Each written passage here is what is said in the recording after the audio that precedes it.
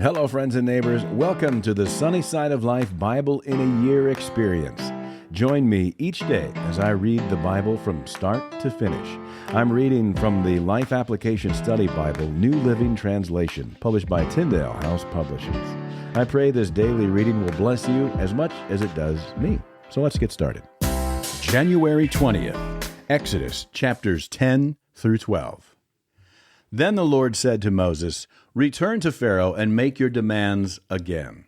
I have made him and his officials stubborn, so I can display my miraculous signs among them. I've also done it so you can tell your children and grandchildren about how I made a mockery of the Egyptians and about the signs I displayed among them, and so you will know that I am the Lord." So Moses and Aaron went to Pharaoh and said, "This is what the Lord, the God of the Hebrews, says. How long will you refuse to submit to me? Let my people go so they can worship me.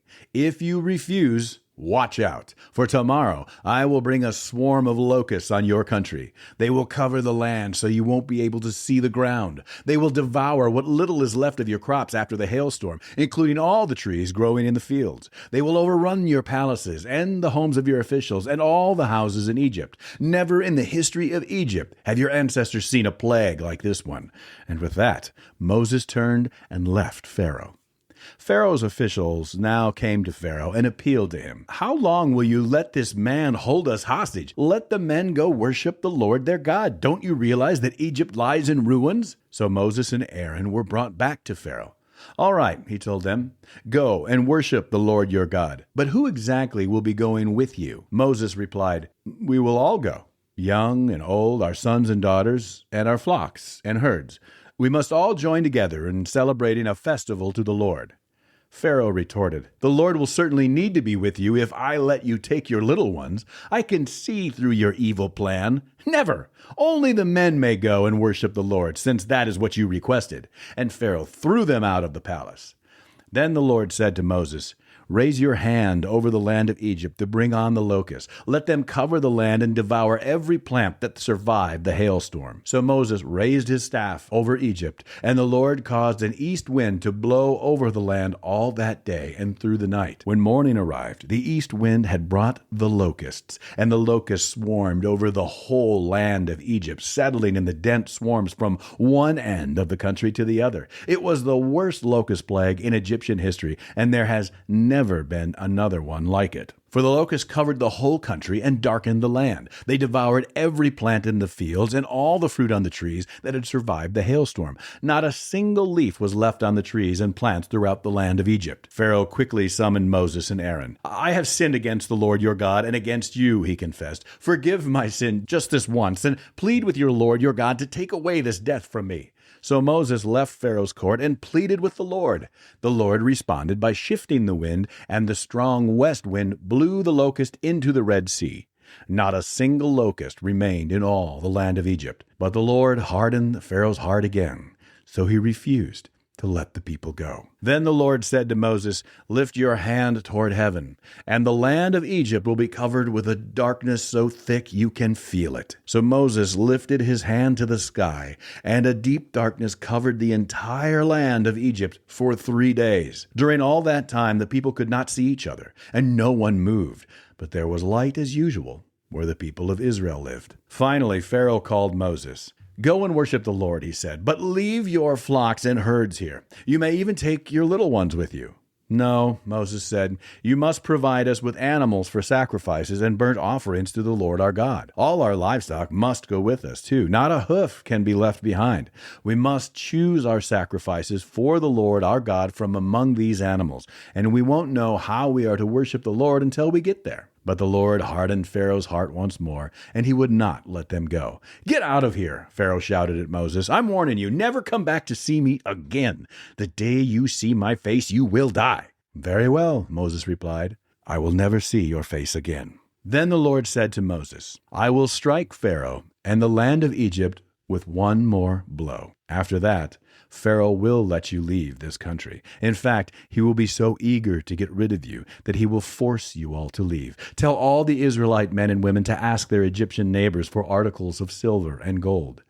Now the Lord had caused the Egyptians to look favorably on the people of Israel, and Moses was considered a very great man in the land of Egypt, respected by Pharaoh's officials and Egyptian people alike. Moses had announced to Pharaoh, "This is what the Lord says. At midnight tonight I will pass through the heart of Egypt. All the firstborn sons will die in every family in Egypt, from the oldest son of Pharaoh who sits on his throne, to the oldest son of his lowliest servant girl who grinds the flour. Even the firstborn of all the livestock will die. Then a loud wail will rise throughout the land of Egypt, a wail like no one has heard before or will ever hear again. But among the Israelites it will be so peaceful that not even a dog will bark. Then you will know that the Lord makes a distinction between the Egyptians and the Israelites. All the officials of Egypt will run to me and fall to the ground before me. 'Please leave,' they will beg. 'Hurry and take all your followers with you. Only then will I go.'" Then, burning with anger, Moses left Pharaoh. Now the Lord told Moses earlier, "Pharaoh will not listen to you, but then I will do even more mighty miracles in the land of Egypt." Moses and Aaron performed these miracles in Pharaoh's presence, but the Lord hardened Pharaoh's heart, and he wouldn't let the Israelites leave the country. While the Israelites were still in the land of Egypt, the Lord gave the following instructions to Moses and Aaron. "From now on, this month will be the first month of the year for you.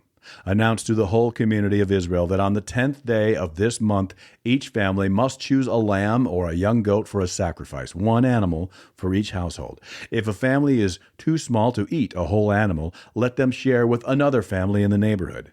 Divide the animal according to the size of each family and how much they can eat. The animal you select must be a 1-year-old male, either a sheep or a goat, with no defects. Take special care of this chosen animal until the evening of the 14th day of this first month.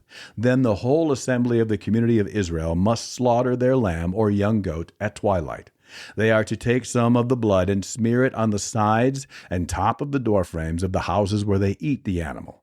That same night they must roast the meat over a fire and eat it along with bitter salad greens and bread made without yeast. Do not eat any of the meat raw or boiled in water. The whole animal, including the head, legs, and internal organs, must be roasted over a fire. Do not leave any of it until the next morning. Burn whatever is not eaten before the morning. These are your instructions for eating this meal. Be fully dressed.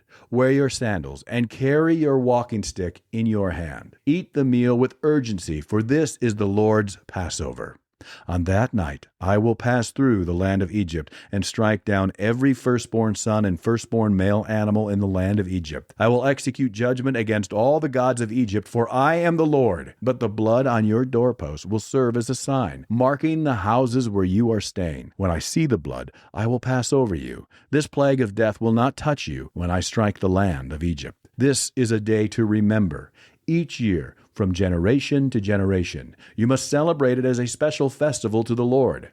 This is a law for all time. For 7 days, the bread you eat must be made without yeast. On the first day of the festival, remove every trace of yeast from your homes. Anyone who eats bread made with yeast during the 7 days of the festival will be cut off from the community of Israel. On the first day of the festival, and again on the 7th day, all the people must observe an official day for holy assembly. No work of any kind may be done on these days except in the preparation of food. Celebrate this festival of unleavened bread, for it will remind you that I brought your forces out of the land of Egypt on this very day. This festival will be a permanent law for you. Celebrate this day from generation to generation. The bread you eat must be made without yeast from the evening of the 14th day of the first month until the evening of the 21st day of that month.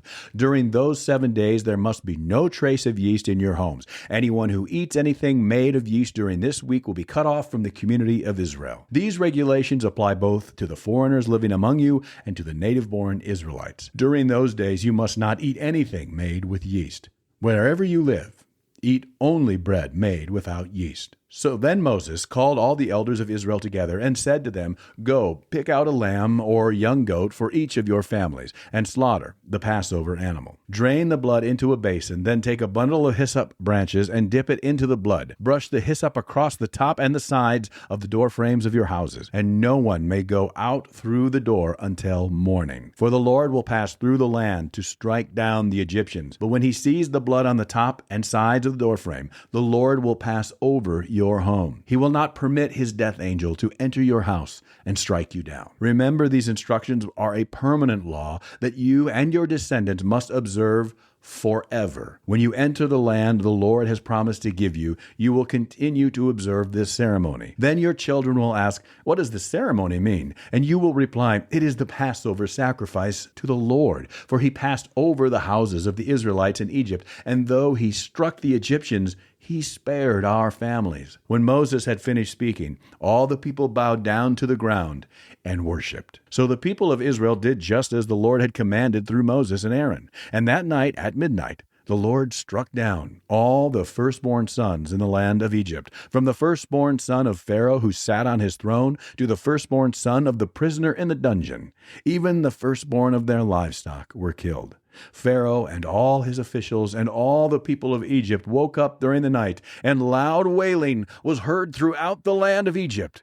There was not a single house where someone had not died. Pharaoh sent for Moses and Aaron during the night. "Get out," he ordered. "Leave my people and take the rest of the Israelites with you. Go and worship the Lord as you have requested. Take your flocks and herds as you said, and be gone. Go, but bless me as you leave." All the Egyptians urged the people of Israel to get out of the land as quickly as possible, for they thought, "We will all die."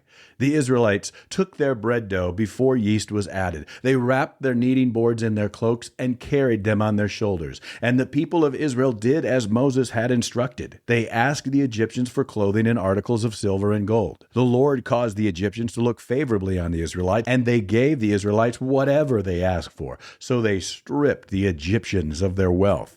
That night, the people of Israel left Rameses and started for Succoth. There were about 600,000 men, plus all the women and children. A rabble of non-Israelites went with them, along with great flocks and herds of livestock. For bread, they baked flat cakes from the dough without yeast they had brought from Egypt. It was made without yeast because the people were driven out of Egypt in such a hurry that they had no time to prepare the bread or other food. The people of Israel had lived in Egypt for 430 years. In fact, it was on the last day of the 430th year that all the Lord's forces left the land.